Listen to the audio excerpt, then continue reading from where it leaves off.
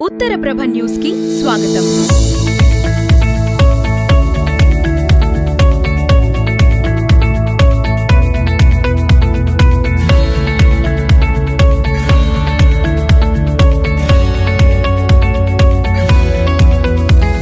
రాష్ట్ర వైఎస్సార్ కాంగ్రెస్ పార్టీ అధ్యక్షుడు వైఎస్ జగన్మోహన్ రెడ్డి పిలుపు మేరకు అల్లూరి సీతారామరాజు జిల్లా పాడేరులో సోమవారం వైసీపీ ఆధ్వర్యంలో భారీ నిరసన ర్యాలీ నిర్వహించారు.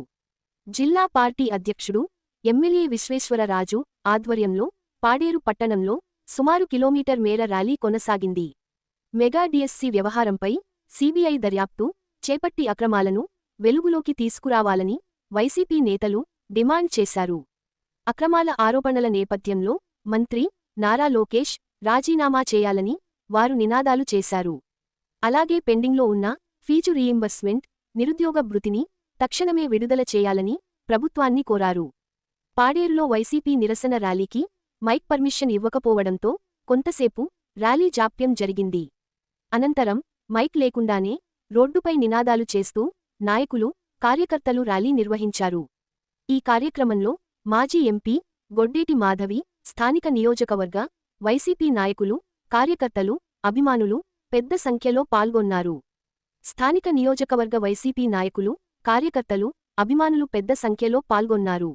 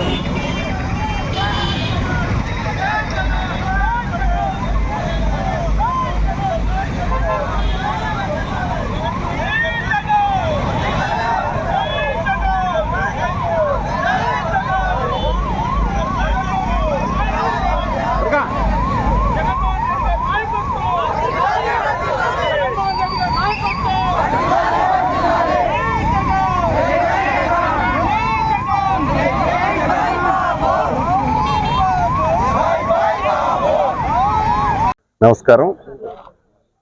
వైఎస్ఆర్ కాంగ్రెస్ పార్టీ అధినేత మాజీ ముఖ్యమంత్రి వర్యులు శ్రీ జగన్మోహన్ రెడ్డి గారి పిలుపు మేరకు రాష్ట్ర వ్యాప్తంగా ఉన్నటువంటి 175 నియోజకవర్గాల్లో కూడా ఈరోజు నిరసన ర్యాలీ కార్యక్రమాలు ఈరోజు నిర్వహించడం జరుగుతుంది. అదేవిధంగా ఈరోజు అల్లూరి సీతారామరాజు జిల్లా పాడేరు నియోజకవర్గంలో ఈరోజు ఈ నిరసన ర్యాలీ కార్యక్రమం ప్రారంభమవుతుంది. అయితే 2025వ సంవత్సరంలో జరిగినటువంటి డిఎస్సిలో జరిగినటువంటి అక్రమాలకి సంబంధించి మా గౌరవ మాజీ ముఖ్యమంత్రి వర్యులు ప్రెస్ మీట్ పెట్టి జరిగినటువంటి అక్రమాలంతా కూడా బట్టబయలు చేయడం జరిగింది. అదేవిధంగా రాష్ట్రంలో ఉన్నటువంటి చాలామంది మా వైఎస్ఆర్సీపీ నాయకులందరూ కూడా ఆధారాలతో సహా చూపించడం జరిగింది. దానికి సంబంధించి ఇటీవల కాలంలో దేశవ్యాప్తంగా జరిగినటువంటి నీట్ పరీక్షలో జరిగినటువంటి ప్రశ్నాపత్రం లీకేజీకి సంబంధించి బాధ్యత వహిస్తూ కేంద్ర మంత్రి ధర్మేంద్ర ప్రధాన్ రాజీనామా చేసిన సంగతి దేశవ్యాప్తంగా అందరికీ తెలుసు. కానీ రాష్ట్రంలో జరిగినటువంటి డిఎస్సిలో జరిగినటువంటి అక్రమాలకు సంబంధించుతూ బాధ్యత వహిస్తూ నారా లోకేష్ రాజీనామా చేయట్లేదు. అందుకనే వైఎస్ఆర్సీపీ శ్రేణులంతా కలిసి రాష్ట్ర వ్యాప్తంగా కూడా దానికి బాధ్యత వహిస్తూ మీరు రాజీనామా చేయాలి విద్యాశాఖ మంత్రి అని చెప్పేసి మేము డిమాండ్ చేస్తున్నాం. అదేవిధంగా సిబిఐ దర్యాప్తు కూడా చేయాలని చెప్పేసి పిలుపునివ్వడం జరుగుతుంది, కోరడం జరుగుతుంది, డిమాండ్ చేయడం కూడా జరుగుతుంది. కానీ ఇప్పటి వరకు ముఖ్యమంత్రిగా ఉన్నటువంటి చంద్రబాబు నాయుడు కానీ, నారా లోకేష్ కానీ, ఉప ముఖ్యమంత్రిగా ఉన్నటువంటి పవన్ కళ్యాణ్ కానీ నిజంగా ఇప్పటి వరకు స్పందించకపోవడం నిజంగా దౌర్భాగ్యం అని చెప్పేసి కూడా ఈ సందర్భంగా తెలియజేస్తున్నాం. ఇన్ని రకాలైనటువంటి నిరసన కార్యక్రమాలు, ర్యాలీలు చేశాం. నిరసన కార్యక్రమాలు చేశాం, అదేవిధంగా రిలే నిరాహార దీక్షలు చేశాం. రాష్ట్రమంతా కూడా అట్టుడికిపోతున్నా సరే కనీసం స్పందించకపోవడం నిజంగా మీ దుర్మార్గానికి పరాకాష్ట అనే విషయాన్ని కూడా ఈ సందర్భంగా తెలియజేస్తూ దయచేసి రాష్ట్ర ప్రజలందరూ కూడా గమనించాలి. ఎంతసేపు రాష్ట్రంలో ఈరోజు రాక్షస పాలన కొనసాగుతుంది తప్ప రాష్ట్రంలో ఉన్నటువంటి విద్యా వ్యవస్థ నిర్వీర్యం చేస్తున్నారు తప్ప కనీసం రాష్ట్రంలో ఉన్నటువంటి విద్యార్థులు సక్రమమైనటువంటి విద్య నిరుద్యోగులకు ఉపాధి కల్పించాలని ఒక ఆలోచన ఏ కోసాన కూడా కనిపించట్లేదు. మేము ఒకటే అడుగుతున్నాం, మీరు ఇచ్చినటువంటి హామీలే నిరుద్యోగ భృతి ఎక్కడ? రాష్ట్రంలో అనేక మంది నిరుద్యోగులు ఉన్నారు. మీరు ఇచ్చిన మాటే నెలకు 3,000 రూపాయలు నిరుద్యోగ భృతి ఇస్తామని చెప్పేసి అన్నారు, ఇవ్వట్లేదు.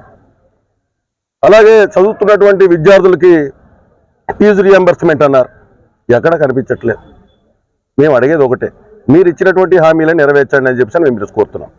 దయచేసి మీరు ఏదైతే విద్యాశాఖ మంత్రిగా ఉన్నారో మీరు విద్యాశాఖ మంత్రిగా ఉండడానికి మీరు అనర్హుడని మేము తెలియజేస్తూ మీరు డిమాండ్ చేయాలని చెప్పేసి కోరుతున్నాం. అదేవిధంగా సిబిఐ దర్యాప్తు కూడా చేయించాలి ఈ 2025 డిఎస్లో జరిగినటువంటి అక్రమాలకు సంబంధించి అని చెప్పేసి కూడా ఈ సందర్భంగా తెలియజేస్తున్నాం.